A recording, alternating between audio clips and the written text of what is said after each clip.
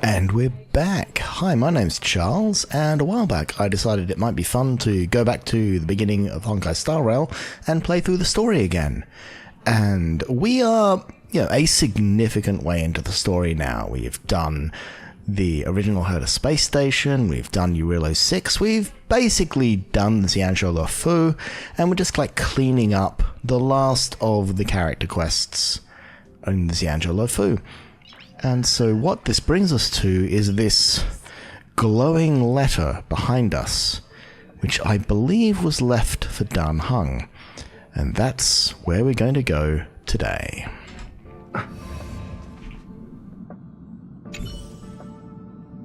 A letter quietly lies on the table in the passenger car. Judging from its texture and style, it's from the Xianzhou. On the paper, the names of the sender and recipient are all omitted, with only a faint trace of dim ink vaguely visible. You unfold the letter, and the ink immediately becomes visible.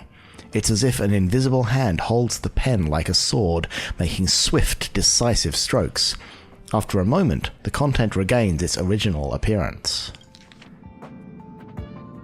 I have learned of your return to your home, how you upended the ancient seas and saved the world from danger.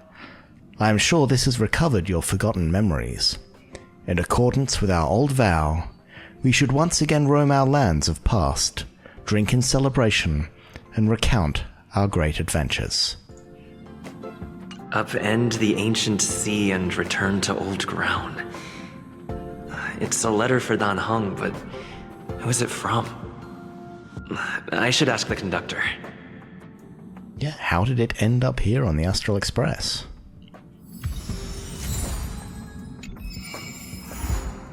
Clouds leave no trace. So you better talk to Pom Pom. What the hell's going on, Pom Pom? Cullfish. Just what is this?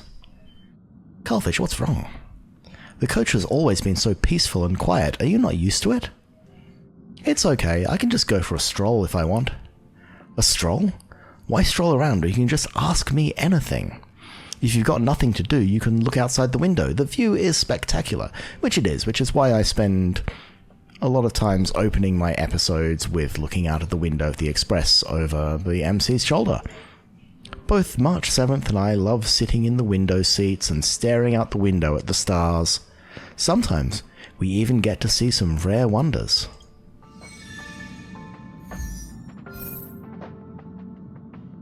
Okay, I've just accidentally done a Pom Pom Daily quest. So I need to go look out a window, skirt around Yang. Despite the view being spectacular outside, it doesn't seem so special once you've been looking for as long as you have. I don't know, space is pretty cool.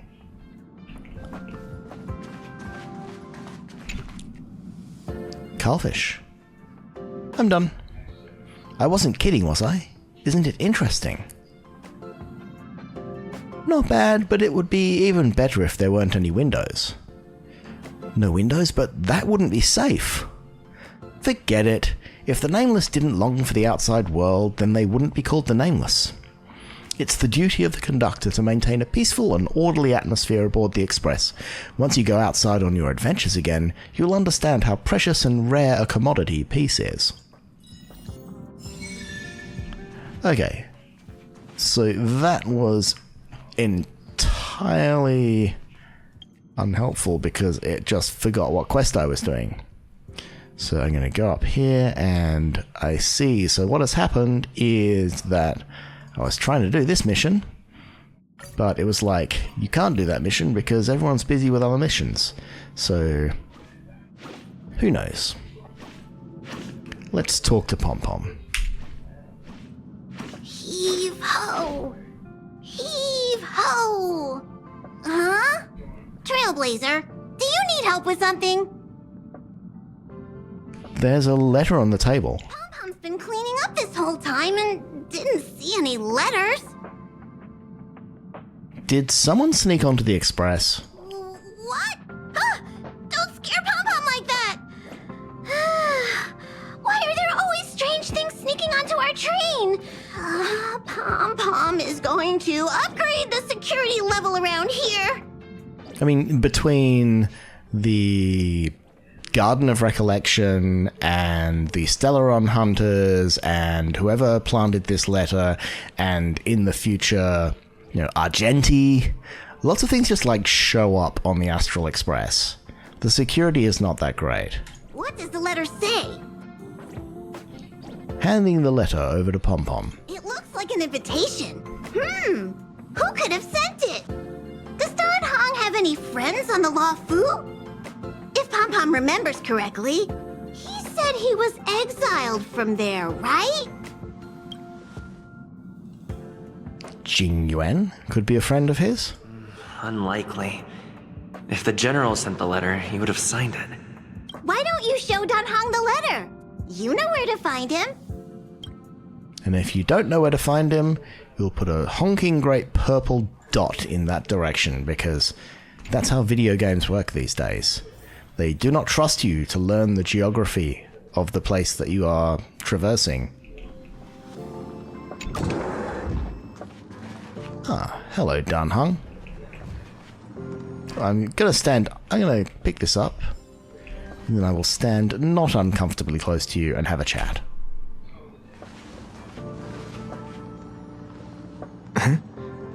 What is it? Do you need something? After doing the Amphorius quests, it's so refreshing to have everybody voiced. I really hope the strike ends soon. There's a letter for you.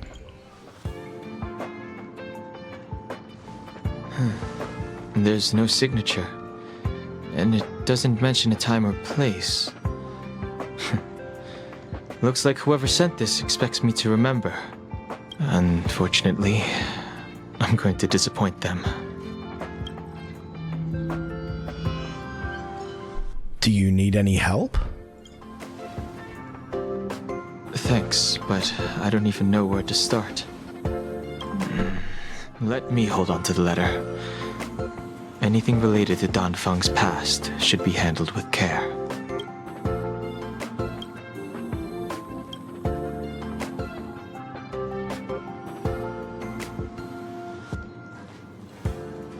Just a quiet nod.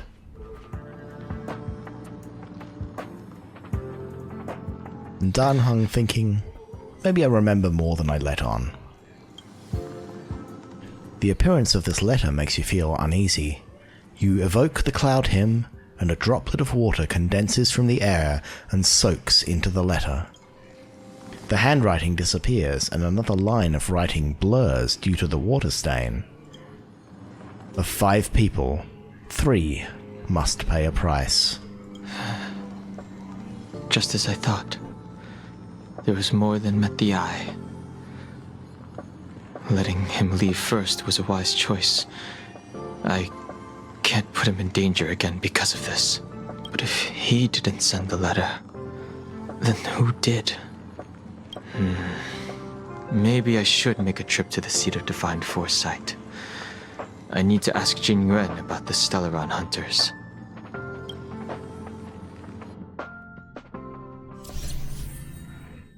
Jingliu has joined the team temporarily.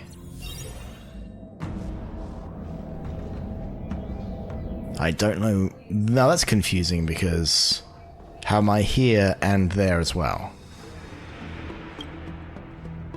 After all this time away from the Luofu, the seat of Divine Foresight has only become more hostile. It's quite reassuring. Relax. You needn't be so cautious, young man. I'm just reminiscing about the old days. However, I never thought Jingliu would send you to accompany me. It would seem our fates are intertwined. Huh?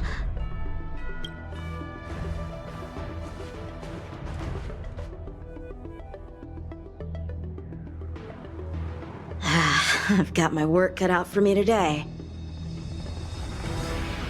So here's a question.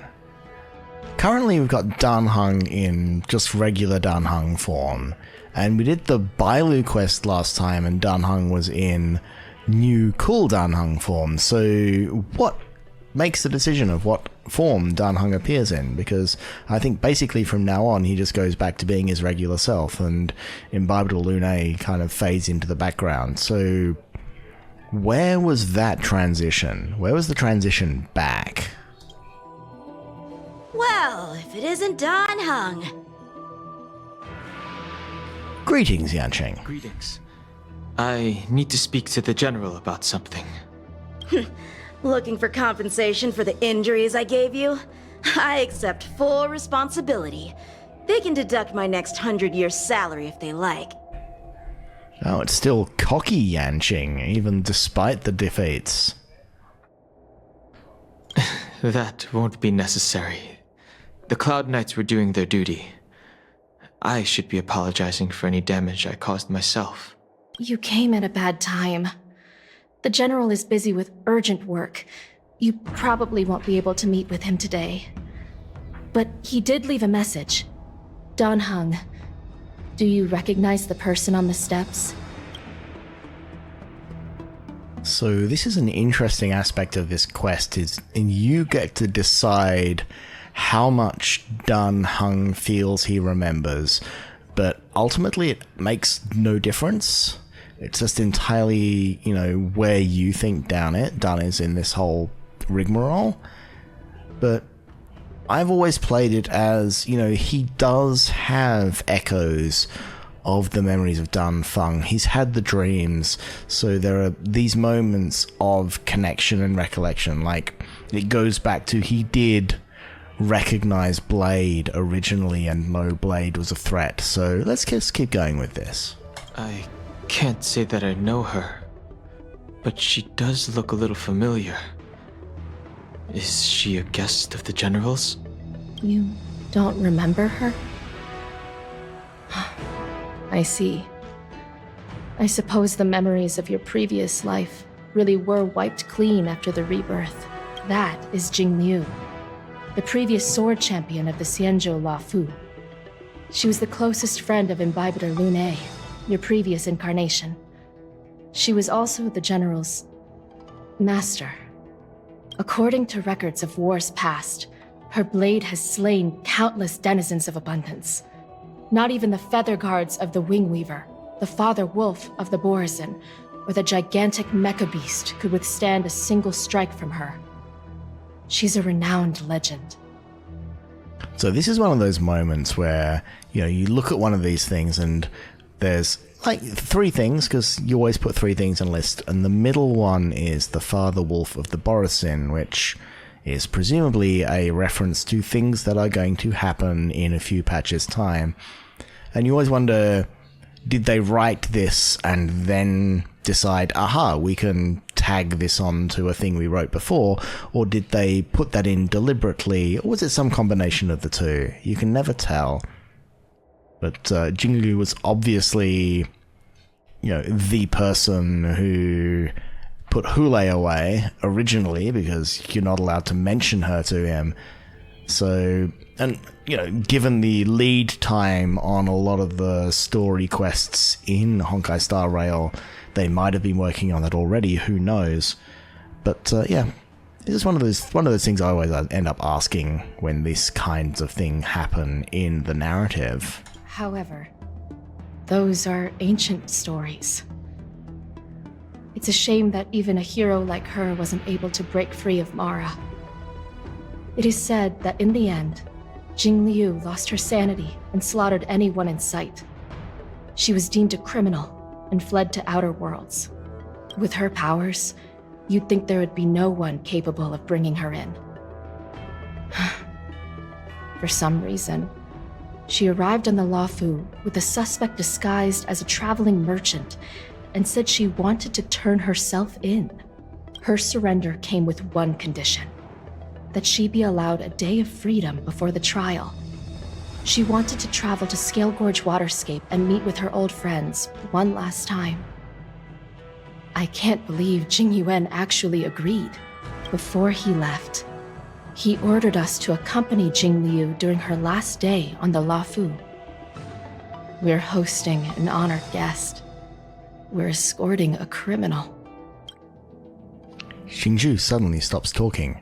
Like her, you perceive a chill settling in the air around you. Imbibitor Lunae, you're here.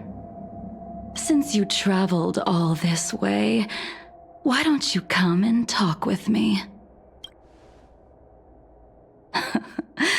Or should I call you by your name in this lifetime? Dan Heng.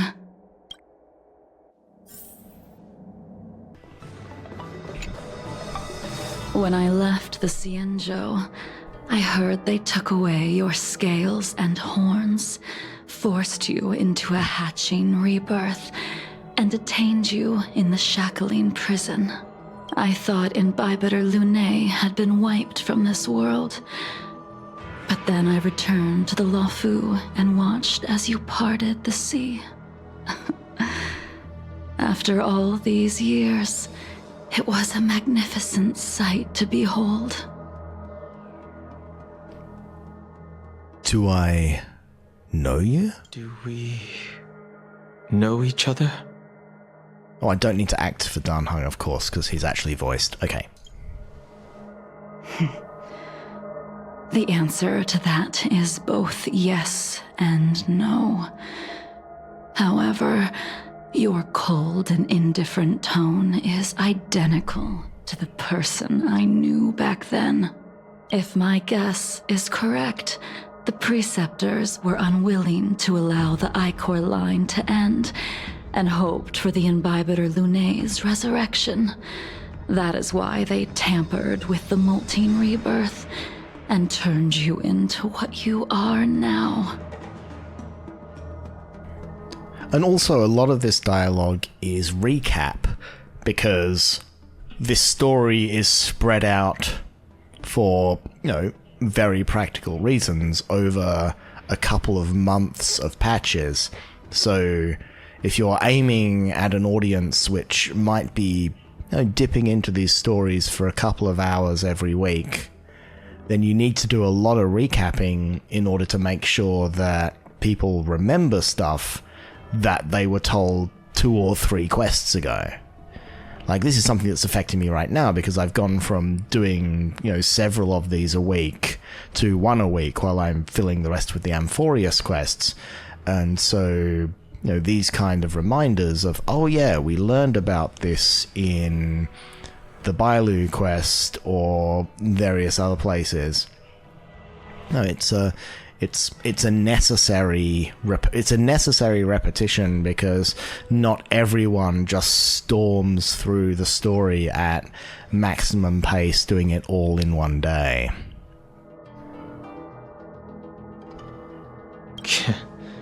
You're not here to reminisce on old times. Tell me why you're here. You didn't hear? That Vidyadhara girl explained it clear as day. I returned to the Luofu so I could surrender myself to the Alliance and atone for my sins. I did, however, have one request before the trial. I asked to be given a single day to go and see old friends, and to fulfill promises I made long ago. Jingyuan has always been an understanding person. He heard that you would be coming and agreed to my request. So, you're the one that mailed the letter to the Express. That's right. In the meantime... The sea's depths conceal no stone, and dragons' breaths reveal the moon.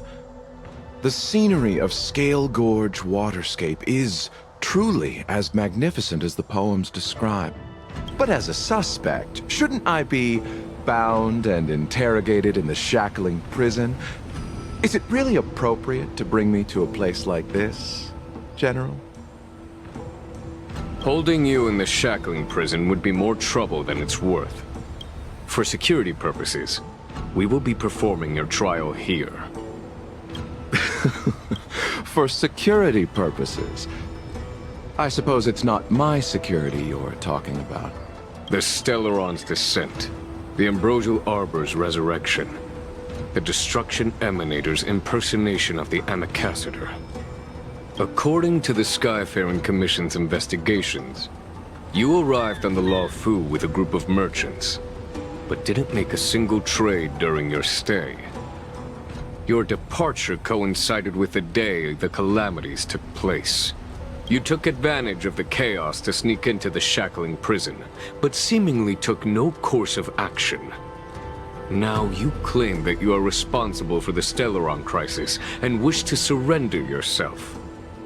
Your behavior truly is puzzling. I can't seem to piece together your motive. I was asked to deliver a token in my capacity as a traveling merchant. I knew nothing of its significance. I admit I did have my own agenda for entering the shackling prison, but in the end, I found that the Luofu did not possess what I was looking for. It is through fear of punishment that I am choosing to surrender. The galaxy is a vast place, but I am merely a wanderer. It would be silly of me to think that I could outrun the Alliance. Merely a wanderer. You're too modest, Locha. Do I need to remind you of your actions at the Eternity Fortress and the Shroud Veil Star Zone? See, this is another case where they just throw random terms into this and they may or may not be expanded in the future. Or must I utter that tongue-twister of a name? I imagine this, on the other hand, will be expanded.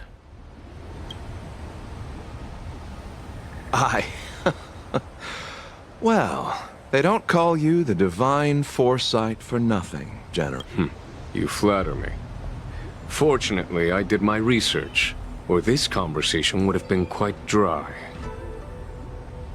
Seeing that you sense something is amiss, are you looking to defend me and clear my name of suspicion? That is beyond my control. Attempting to undermine the Alliance is a grave crime.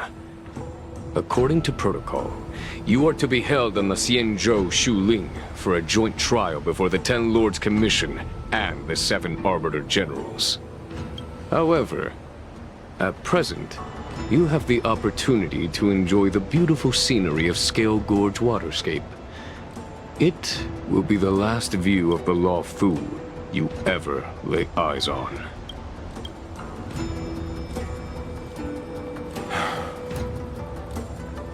She told me that the High Cloud Quintet once gathered and feasted here hundreds of years ago. The unparalleled sword techniques of your master, the mesmerizing cloud hymn magic of Imbibitor Lunae Dan Feng, the artful piloting skills of Bai Heng, the divine weapons crafted by the Juming artisan Ying Xing, and the unmatched stratagem of the general. I don't know, but I think this is the first time that we've actually listed out the entire High Cloud Quintet. The 5 of you vanquished evil from the world, creating legendary tales in your wake.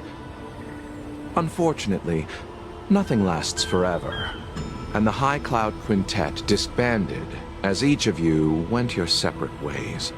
You removed me from the shackling prison and decided to interrogate me here.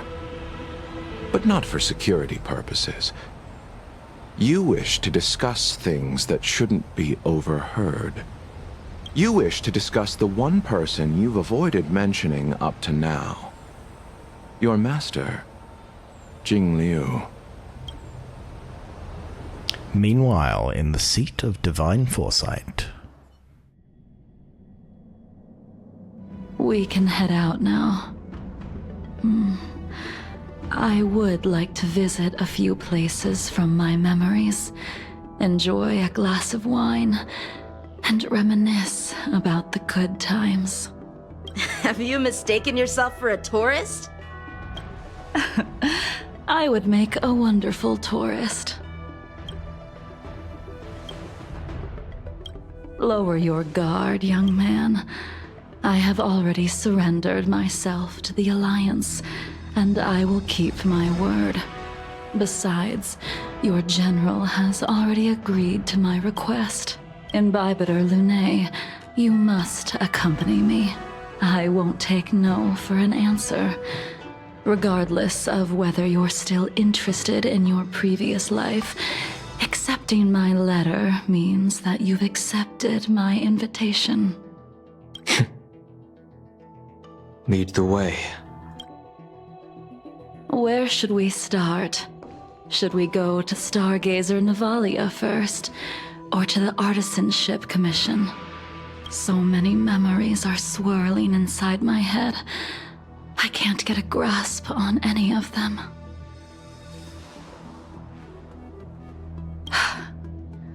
When the people of the Xianzhou live to be more than 1,000 years old, each day is like carrying the weight of a mountain through an interminable maze. How hard is it to choose a destination? We're going to Stargazer Navalia. Problem solved. The young are the antidote. Stargazer Navalia it is.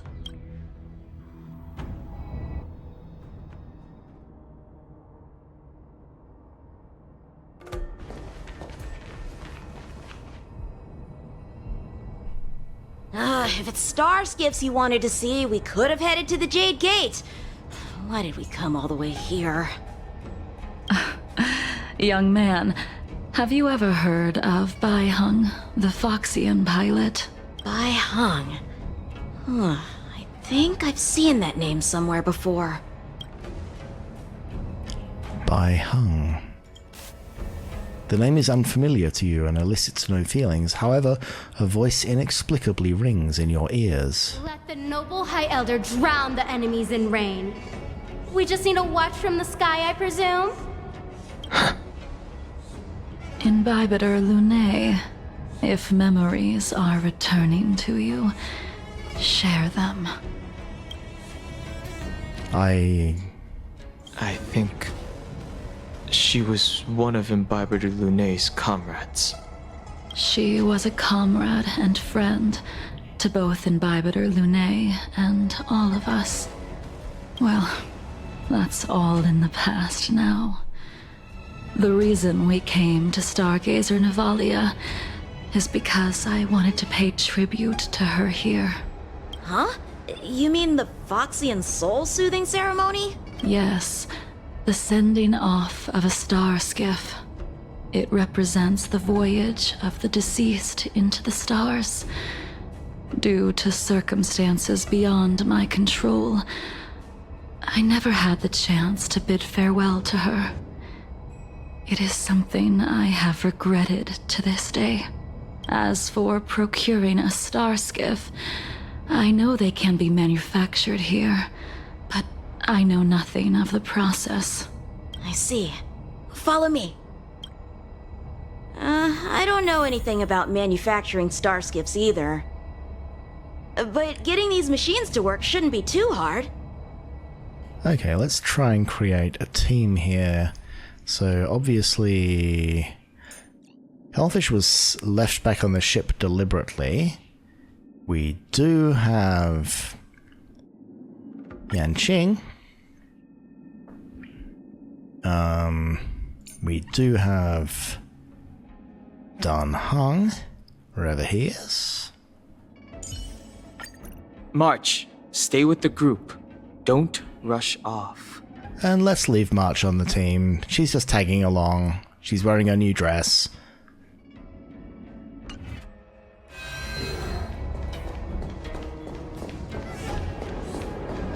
The moon shines on the truth. Careful.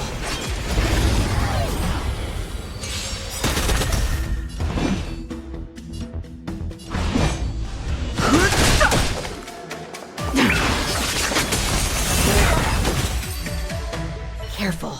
There's still Stellaron spirits lurking around. No need to worry about the two of us.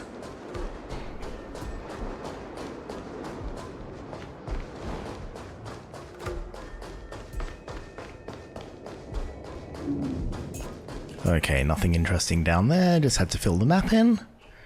But down here... The moon shines on the truth. I should probably walk past these battles, but I can't do that. It just doesn't work for me.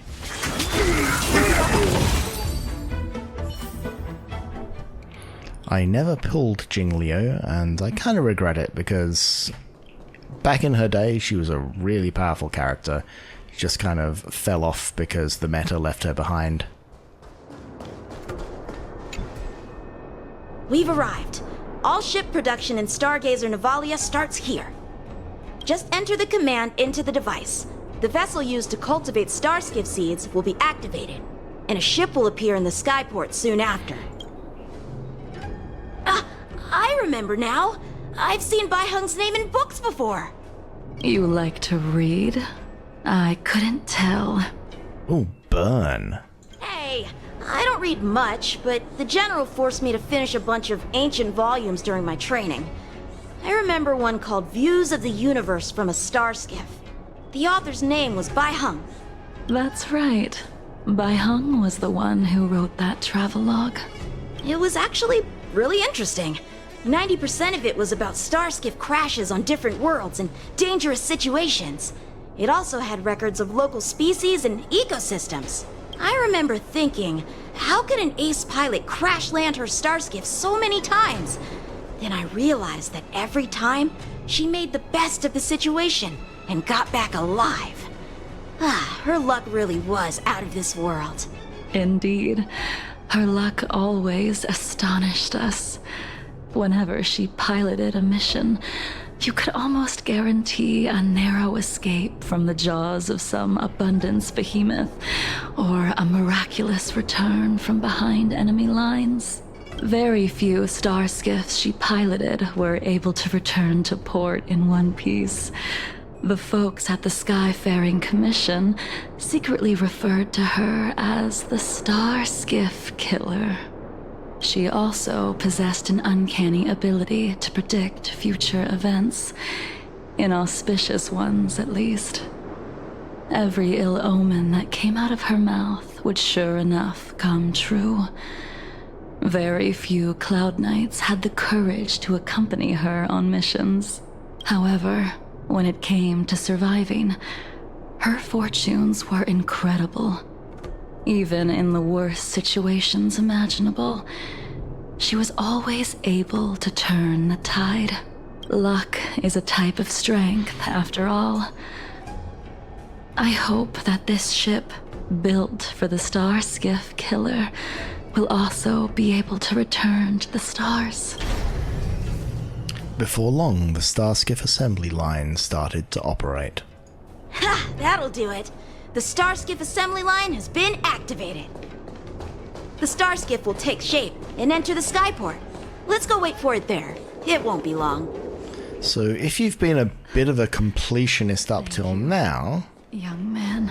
you will have done the side quest where an engineer walks you through the process of hatching and creating a starskiff from a seed to its final form. So this is kind of a following on from that. Starskiff is complete. After being away from the Luofu for so long, I can finally say farewell to you. So, what happened to Bai Hung in the end? Ooh, bad question. In the end, I do not think the details are necessary. We are here today to commemorate her. Invibitor Lune, do you still remember the battle against Shuhu? Shoo-hoo! Dun Feng fought in that battle. Did Dun Feng fight alongside you? Yes, the High Elder was held in higher regard. The Cloud Knights became wary after learning of Dan Feng's imminent arrival, General Tang Xiao called for me to guarantee the safety of the troops. But Bai Heng didn't care about any of that. She believed that the High Elder was mortal and no different from the soldier next to her. You ran a fair share of errands for her when she was still around. Let me refresh your memory. During that battle, Bai Heng, being the headstrong girl that she was, managed to exhaust the luck that was bestowed upon her by the Rainbow Arbiter. She charged ahead and shattered the enemy's defenses, allowing the Xianzhou soldiers to break through Shuhu's sanguinary abyss and awaken you from your dragon's delirium. She was not able to walk out of that fight. We all shoulder a debt that we will never be able to repay. For the Cloud Knights, giving up one's life on the battlefield is an honor. But that wasn't something you believed in, Imbibitor Lunay. You couldn't accept that Bai Heng was gone. Instead of leaving her to eternal rest, you decided to... You made a mistake that can never be undone. There is no need to respond, Imbibitor Lunay. Your answer is no longer important. And now, I will send off this starskiff. So Bai Heng sacrificed herself for the greater good. Part of that greater good was in some way rescuing Imbibitor Lunay from the dragon's delirium. And that led to a chain of events that we've already seen echoes of in previous quests.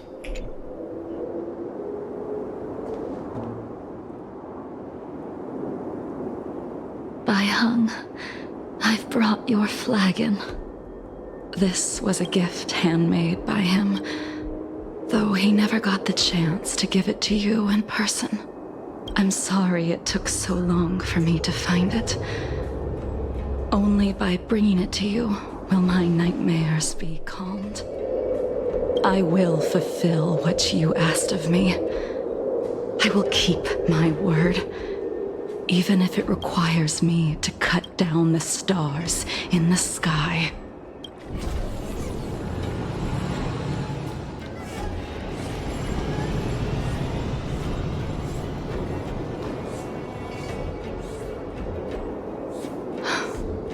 Let's go. The Artisanship Commission is next.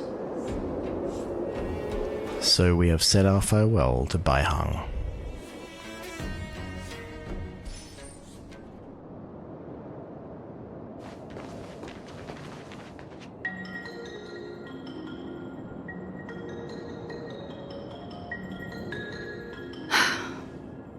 Since the Arbor's resurrection, the land has been crawling with abominations. Even the Artisanship Commission's prized creation furnace is hanging on by a thread. The crisis happened too suddenly. All the craftsmen and apprentices fled. Only a single master craftsman was left to hold the line until reinforcements arrived. That's how the creation furnace was saved. We were the reinforcements. Interesting. Stubborn beyond valuing his own life. That reminds me of an extremely arrogant acquaintance. If he were to see the chaos of the Artisanship Commission today, he would burst into laughter at the Xianzhou's incompetence. What's that supposed to mean? What's wrong with saving your own life and waiting for the Cloud Knights to arrive? And yet where were the Cloud Knights when danger was at the door? From what I heard, it was a group of Outworlders that came to the rescue. The Luofu's delves are big places. Besides, some of the troops were deployed to the Yao Qing's campaign. The Cloud Knights were spread thin. It was impossible to guard everywhere at once. Young man, why don't we continue our previous contest? Show me whether the sword techniques you are so proud of have improved. You just want me to do all the work. You think I'm gonna grant endless requests for a criminal? You go on ahead this time. We'll meet up at the Creation Furnace. See you there. Why did you send him away? It is of no importance. But you and I haven't had a decent contest in ages. I don't plan on fighting. I'm not asking you to point your spear at me. Could it be that the abominations here aren't enough to motivate you?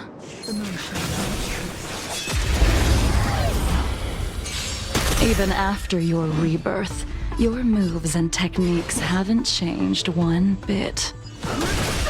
When I move, it's like... Like you never forgot. All will be revealed. In lunar flame.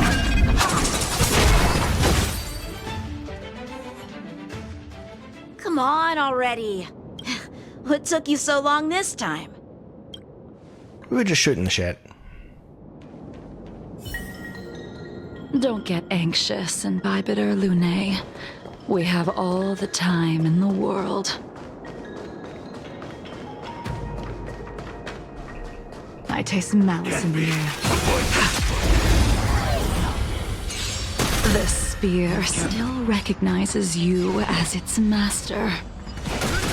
Imbibitor Lune, do you know who crafted it for you? It's been with me ever since my exile. I don't remember when I started wielding it.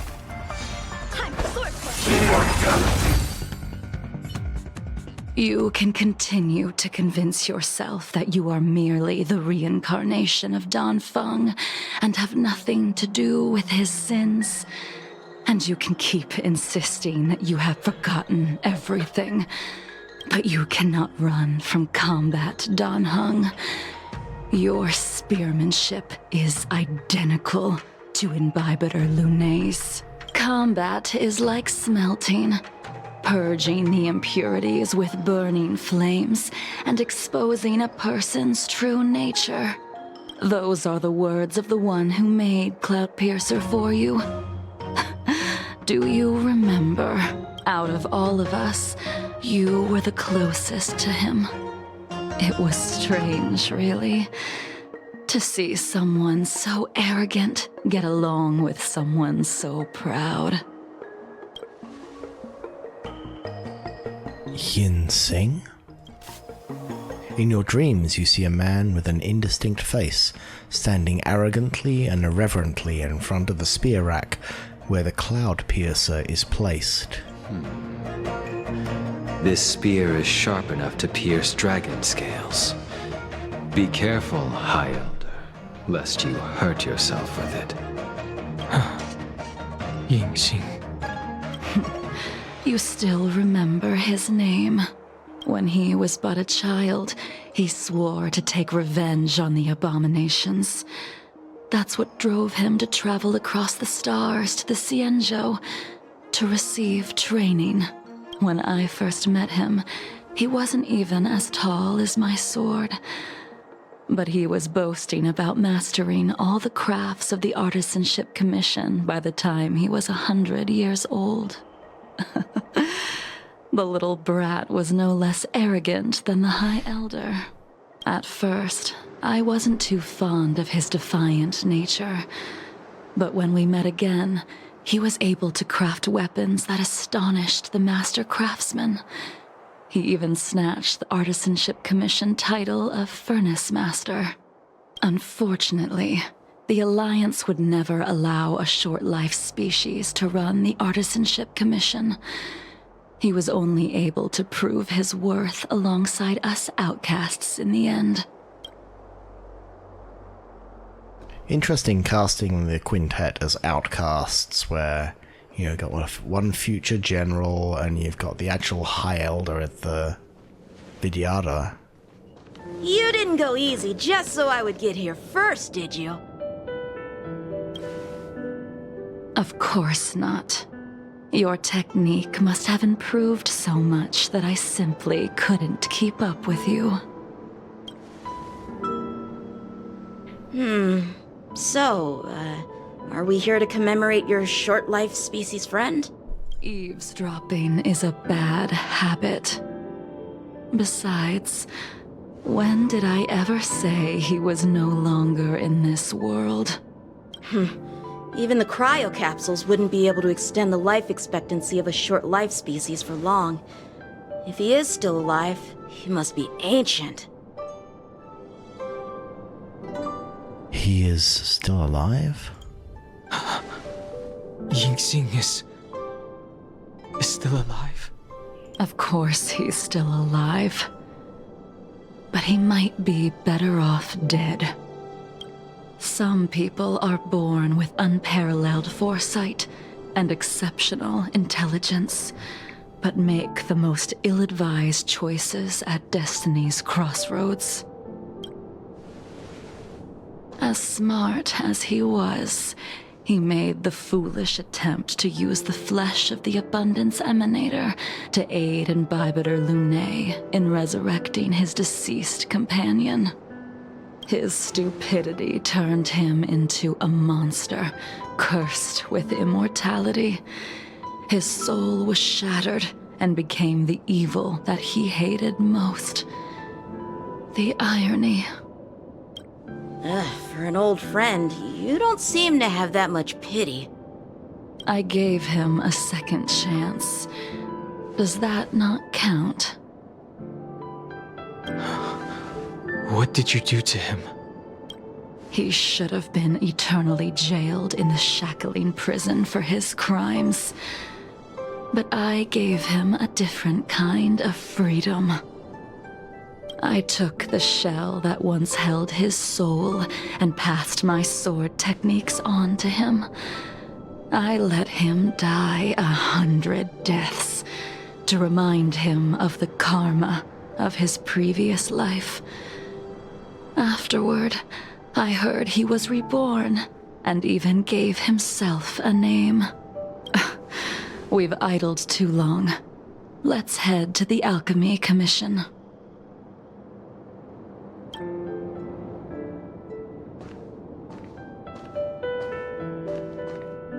Meanwhile, in the Dragon Vista Rain Hall, Scale Gorge Waterscape. As a follower of the Rainbow Arbiter, you have witnessed the catastrophe brought upon by the plague's author, General.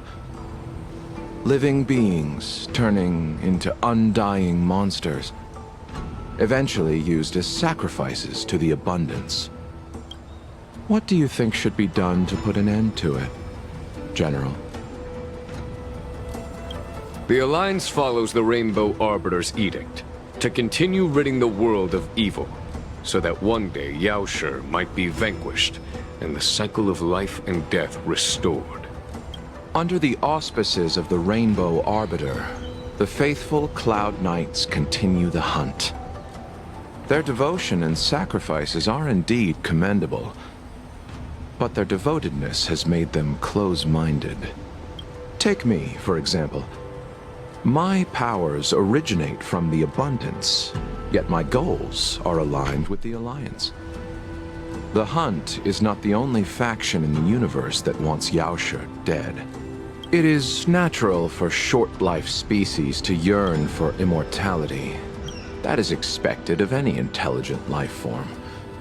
To want to eliminate these thoughts would be equivalent to killing an eon. Such a goal is so impossible as to be laughable, to be honest. So, in order to sever Yaoshi's curse, one must look to the source for a different solution. Your master happened upon a revelation and returned from the Mara. She has traveled many worlds and discovered a solution. I'm listening. I apologize, General. I'm afraid the next move will have to be made on the Shu Ling. As I expected. Your surrender is just the next step in your scheme. You wish to avail yourself of the Ten Lords' decree to enter Shu Ling and stand before the 6 generals, even the Marshal. That is your true agenda. And the purpose of the contents of your coffin. General, you said it yourself. This is beyond your control. It is the law of the Alliance. We cannot deviate from it. Splendid, well done. This was a spectacular move. You've changed, Jingliu.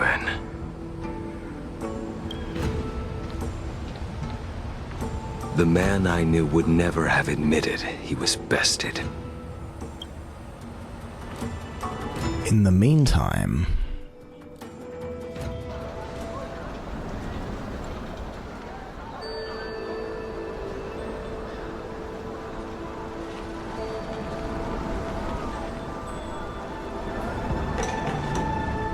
Order's already been restored to the Alchemy Commission.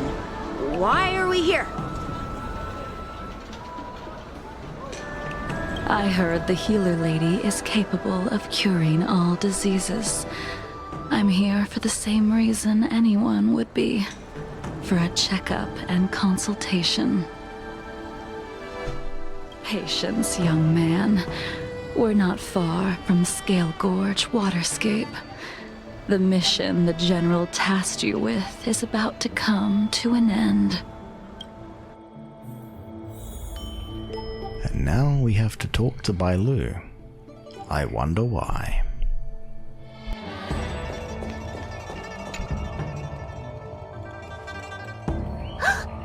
Dunhung, what a surprise! Are you not feeling well? Please, come this way. Miss Bailu. She's here for a consultation. Oh, I see. Are you here for your eyes? Or is it something else?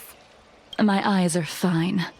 I cover them to avoid seeing that which reminds me of the past and riles my inner demons. My thoughts have been disordered lately, and I experience occasional night terrors. Do you have a way to soothe my mind, Dragon Lady? Those symptoms don't sound like my area of expertise. But who cares? The healers of the Alchemy Commission don't get to pick and choose their patients. Give me your hand. We'll start by checking your pulse. You'll need to take some translucent worms so I can take a closer look.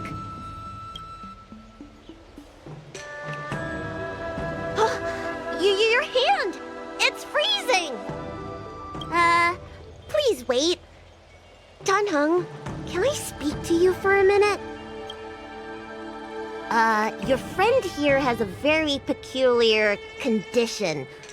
Her pulse is extremely faint. Normally, this would mean that she... There's no cure. Let the healer make the professional diagnosis. Your friend's situation is unique. She looks healthy, but her hands are cold as ice. It feels like there's a dark current running and pulsing between her core esse and her veins. I've never seen anything like it. With more research, I might be able to make a new entry in the medical records. Can you and your friend come back for follow-up visits? Today's her last day on the Luofu. What a shame. If she could stay for a few days, I might be able to figure out how to cure her. I'll do my best. No matter what I administer, she's gonna need to drink a ton of warm water from this point on. Come with me. I'll prescribe her some soul-returning vitality infusion. It won't cure her, but I'll... Wait! Where did my big medicine box go? I'm sorry. Ever since the disciples of Sanctus Medicus were expelled, things have been a mess around here. Tanheng, you mind coming with me to retrieve my medicine? I could use your skills. Are you in trouble, Dragon Lady? I'll come along as well. No. No trouble at all. It's no bother. A little walk will do me good. Ah. I can smell the herbs. It's around. Hey! Give me back my medicine box! And we have the sub quest. Don't let it get away! I caught up with it, damn you. Ah! There's an even bigger monster protecting this one! Ah! When did so many creatures start visiting the Alchemy Commission? Careful. Allow me to eliminate these obstacles, Dragon Lady. Stand back. The chill of my sword freezes everything in its path.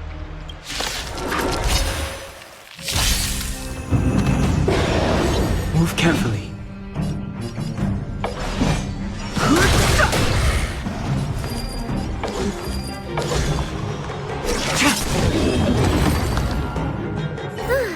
All right.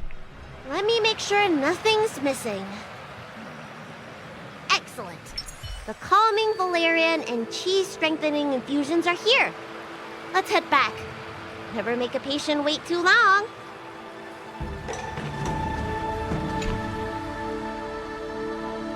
Apologies again for the delay. This prescription won't cure you, but it will nourish your body and calm your mind. Very well. The fate of a long-life species is inevitable. You're Mara-struck? I don't see the symptoms in you at all. What with the incident on the Luofu, I've treated a number of Mara-stricken patients recently. They all presented with signs of incoherence, delirium, or frightening physical mutations. You don't seem to have any of that. I made a deal that allowed me to retain what life I had left in me. I may be sane, but one thing is certain. My mind is already at its limit. And yet, I still have many unfulfilled wishes, and plenty of unfinished business. I see. So you've learned to live with your illness. I can't help much with issues of the spirit, but the medical records do mention that calming the mind is a way to heal the body. If you're able to forget about the past, there might be a chance for your symptoms to regress. Really? How unfortunate. My hatred overshadows my other emotions. I chose to hold on to it, to embrace it, and to use it to maintain my existence. All I have left are the sword in my hand and my hatred of the past. If I am without either of them, I would fall into an empty void. Thank you for your advice, Dragon Lady. Meeting you has provided more healing than any kind of medicine or remedy. By the way, among those you've treated in recent days, did you notice a person in bandages? Bandages? That's a vague description, you know. I'm not sure. We get injured patients from all over the Xianzhou for treatment, and the number of injuries we see has skyrocketed since the Ambrosial Arbor crisis. The person I'm inquiring about is tall, with a serious expression. He also carries a crude sword with him at all times. Have you seen someone like that, Dragon Lady? Oh, yes! Someone came by today that matches that description. He must have suffered some kind of sword wound. He had a strong scent of blood, though, from the way he behaved, It must have been fairly minor. He didn't even take the medicine I prescribed. He's probably looking for a different kind of medicine. Well then, it would seem that everything is in place. Let's go meet our old friend.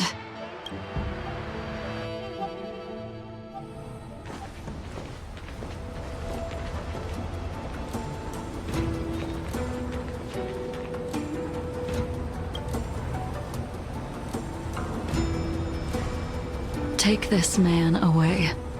This does not involve him. Yanqing.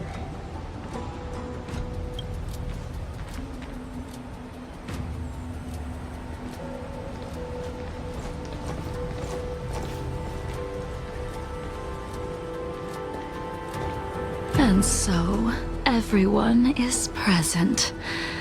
I never thought the High Cloud Quintet would be able to gather again in the same place after hundreds of years.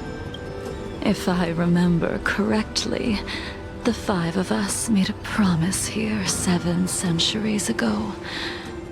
We promised that no matter what happened, we would gather here together and share a drink. How sad that Scale Gorge waterscape remains empty while the world continues to turn.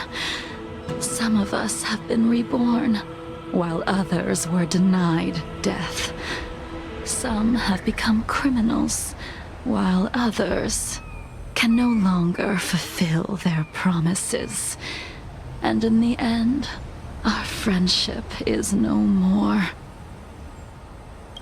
Soon, I will be shackled and tried. This will be the last you see of me. This is why I sent out the invitations before departing, hoping that everyone would be gathered here for my final farewell. Of 5 people, 3 must pay a price. Imbibitor Lunae, the chief culprit, chose to use the transmutation arcanum as a means of resurrection, begetting terrible transformation and great calamity in the process. He dishonored the name of the fallen. Ying Sing, the accomplice, arrogant and oblivious, used the flesh of the Abundance Emanator to assist Imbibitor Lunae in his evil. He fell, becoming an immortal abomination. As for Jingliu, the sinner, she succumbed to Mara, slaughtered her people, and abandoned her oath. Now it is time we pay for what we have done. Dan Heng, you can never escape the shadow of Imbibitor Lunae. He is your origin, and his sins will accompany you in your path forward until you meet your eventual doom. Blade, what a fitting name. In the remainder of your infinite life, you will experience only murder and your own death, all the while pleading for a place to rest. This is the only way you are able to relinquish Ying Sing's regrets. And I will face the punishment of the Alliance and suffer an eternal punishment before paying an even worse price. That is the only way to keep the memory of the pain of the past from fading away. High Cloud Quintet, it is time to say goodbye.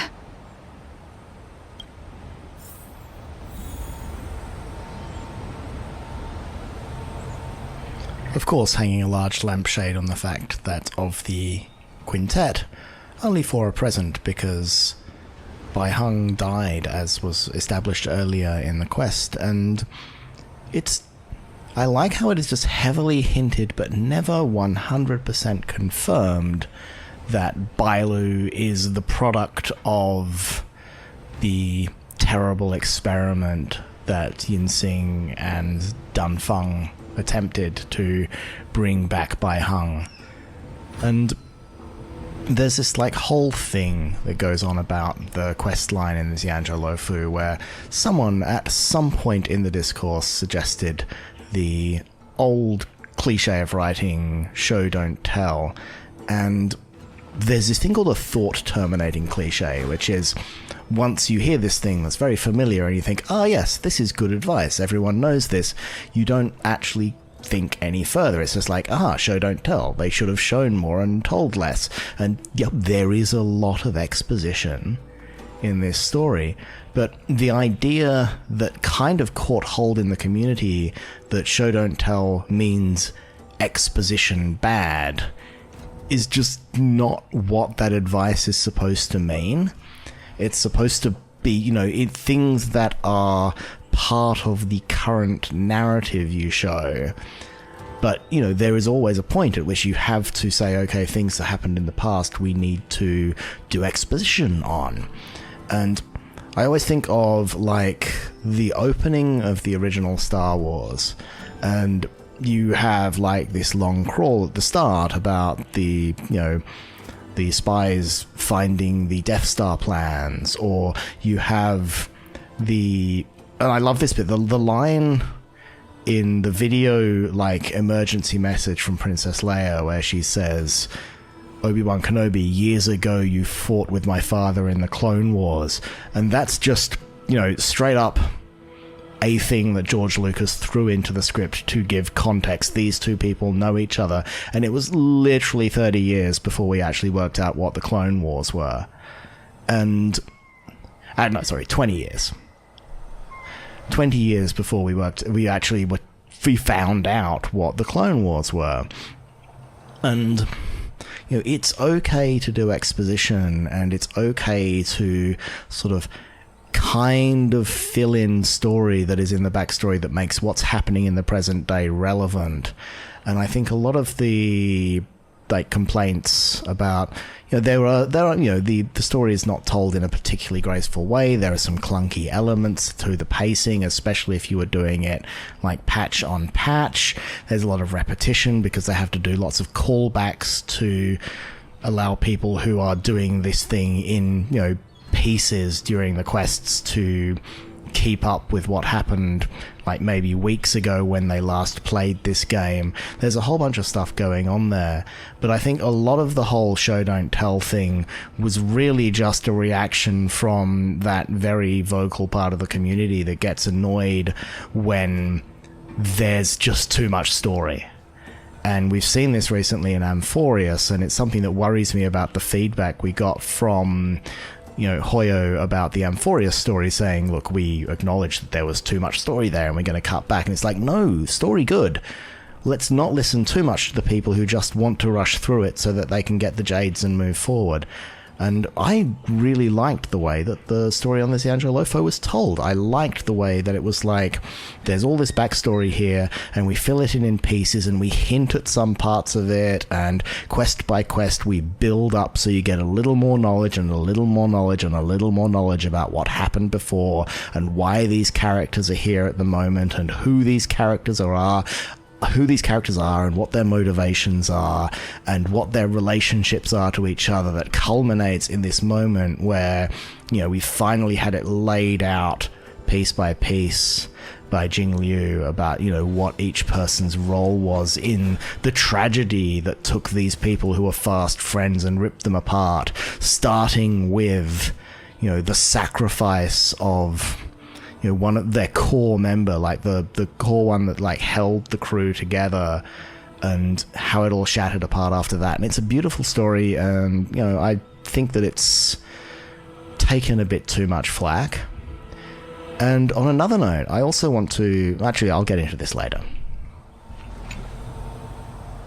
Blade coldly looks at you.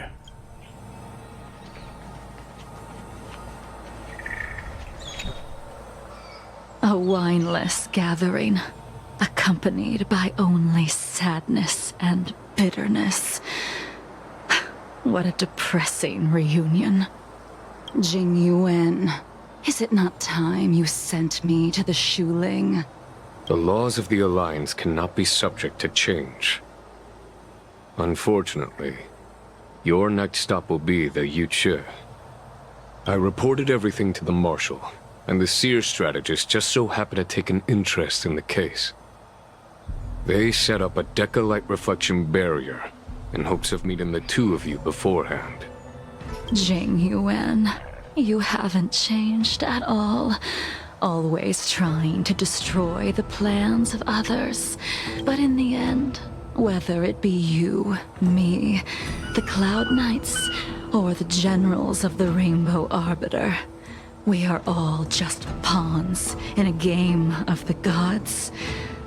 I am sick and tired of treading on a predetermined path. No matter, I will deviate if you insist. But this does not change how things will end. Ultimately, I will stand on the side of victory.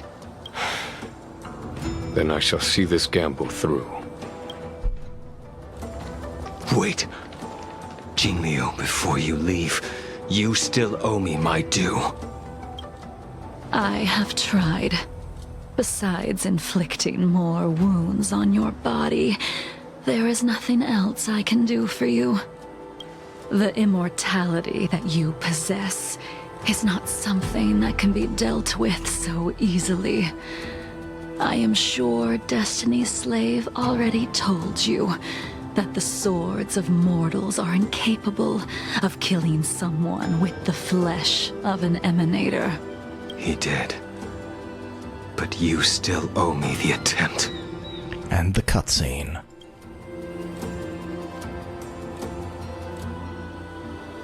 I told you when I taught you the way of the sword. I am uninterested in drawing my blade against someone who does not long for life, who wants only to be slaughtered. You will only draw against an opponent. Jingliu, allow me to repay you for your teachings. Savor the moment. I will deliver you a brief moment of death. We were here once, 700 years ago. Laughing, sparring, and thinking about the future. Their faces still linger before my eyes, like a bygone dream.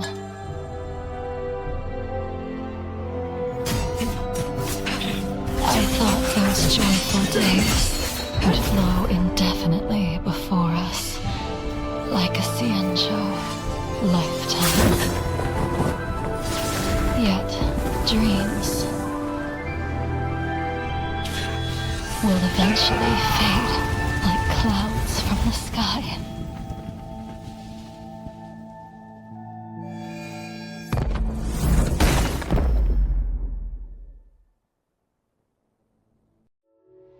A familiar feeling.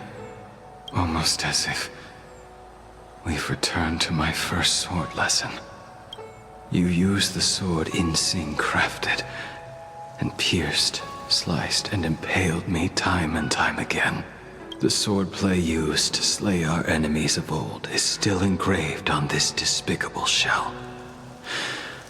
All I can do is watch my flesh become severed, healed, and restored. It's as if they're saying, Why did you and Imbibitor Lunae commit such an unforgivable sin? I know that you have no interest in my answer, which is why I asked the question as you looked me straight in the eye.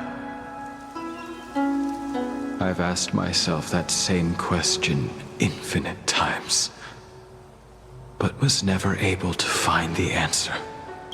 Why? Why is it that only the abominations can return time and time again? Why does someone like her have to be buried, burned to ash, and eventually forgotten? Why? In the end, you unleashed the final piercing blow and left both me and the sword in the withered grave. The miraculous thing is that in my brief moment of death, all the pain went away, like when we drank to drown our sorrows.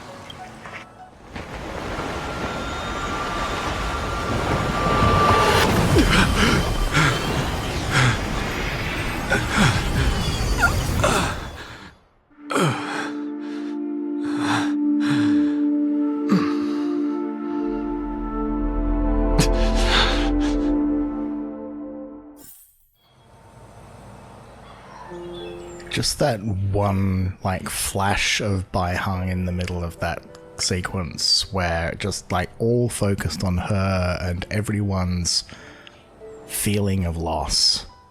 It just gets you.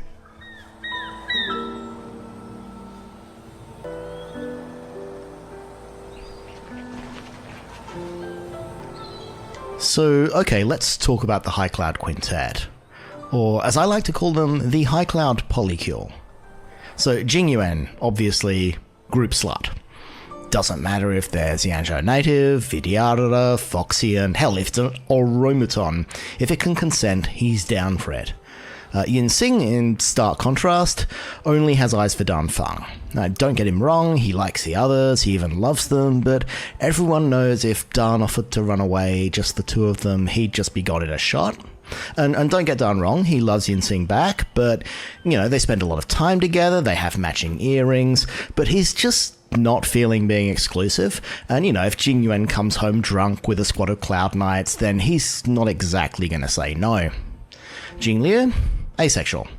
A romantic, very strict about the cleaning roster, but, you know, these are her best friends in the galaxy, and she loves the comfort and stability of being around them, and she likes the cuddles after she's had a hard day.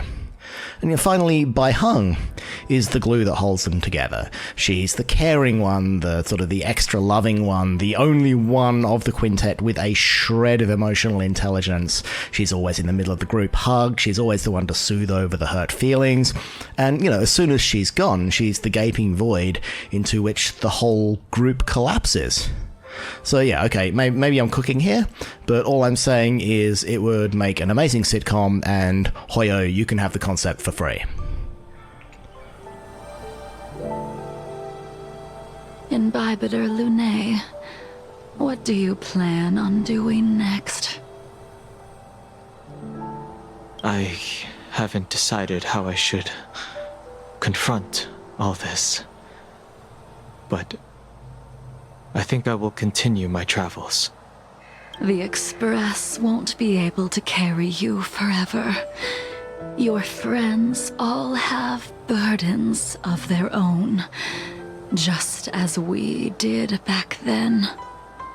I did think about giving up on revenge and letting go of everything when I fled the Luofu years ago.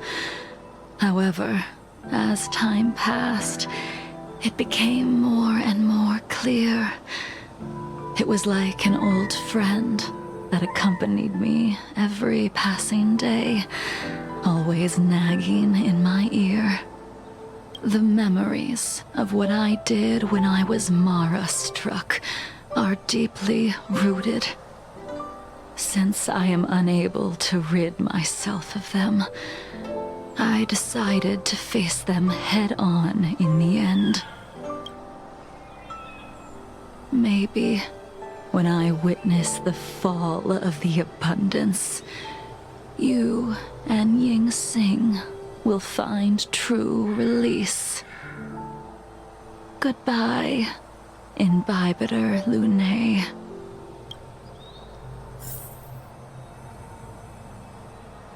And we just have a few more people to talk to. Let's see what Jingliu has to say. She's gone. All this must have seemed like a silly performance to someone newly reborn. But I am unable to prevent my old friends from taking sides against one another. You've got a feel for Jingliu because he's the only one who's really the same person as he was back then, and he's the one with like the most direct connection to everything that's been lost. Who you are is a question that only you can find the answer to. Even if the Preceptor's interference denied you a true rebirth. Yes, it has been a long day for you, Dan Heng.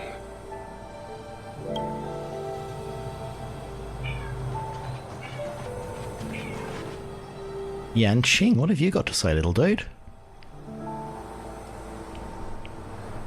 Dan Heng, the General wants me to forget about everything I saw today. I understand. These disputes are far too complicated for me right now. Swordplay is a lot simpler. I have some close friends of my own in the Cloud Knights. Will we fall out the way you guys did? This is just part of Yanqing's, like, growing up arc. Because if you go back to his, like, character demo... I think it's his character demo, it's not Jingliu's, where, you know...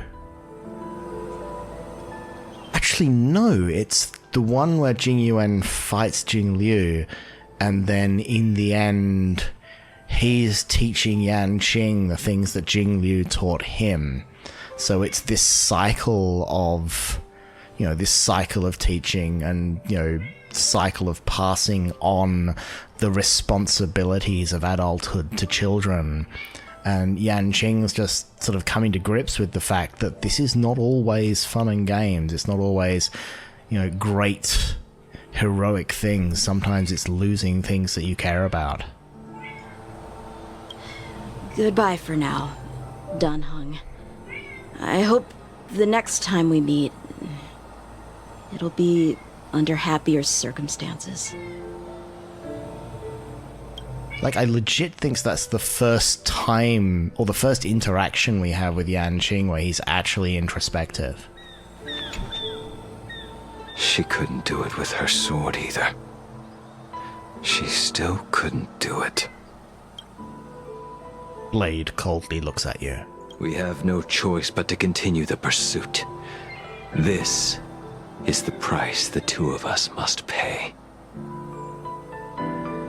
If you wish, I will see it through. I will see it through. Elio's script still requires you to stay alive. For now. I don't mind prolonging my vengeance. It might be more interesting that way. So, Blade, like, you know, I know Blade's been through a lot of shit, but if we go back, like, a couple of quests to where we got the memory echo of Blade and Dunfeng talking. If your people knew that you had brought me here, there would be great unrest. They will never know. Keep quiet, Inxing. This will make us even. I will give you 2 hours. Research what you can. Remember, 2 hours. I'm a short-lived species. Do you think 2 hours isn't enough? It will be done. Yes. He was a willing participant, and blaming Dunfeng for something that he was really an equal part in taking part of is kind of bullshit, dude.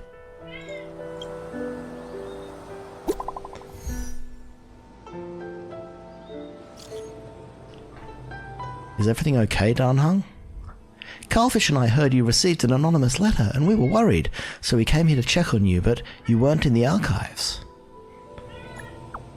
Did that poker-faced Stellaron Hunter Blade give you any trouble again? Don't worry.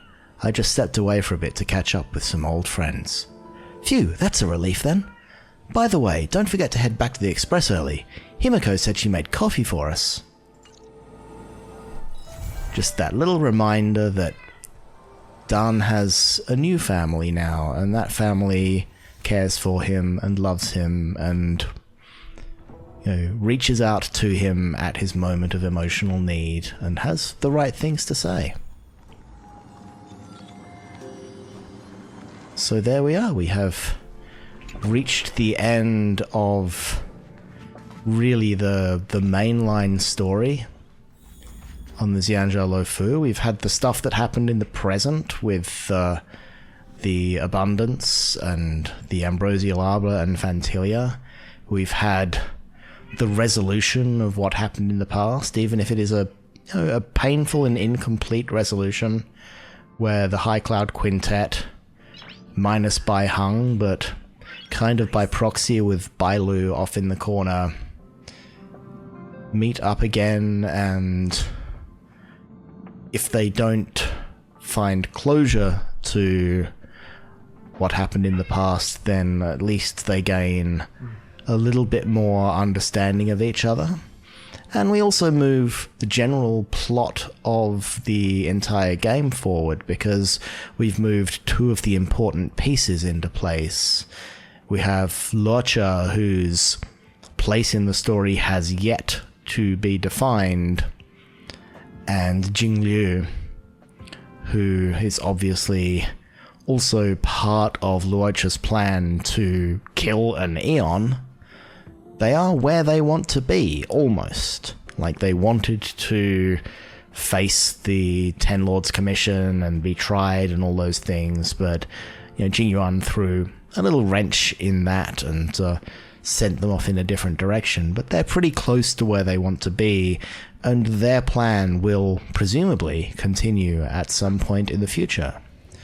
So, with that out of the way, what do we do next? Well, there's two options. One of them is that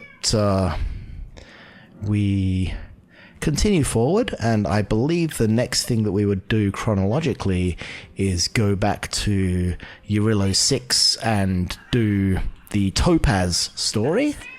And actually, I think that's what we will do. So, thank you very much for joining me on this journey through the Xianzhou Luofu. It will not be our last time on that spaceship, but for now we're gonna wander off somewhere else for a little while and see what happens. Thank you very much, and see you next time.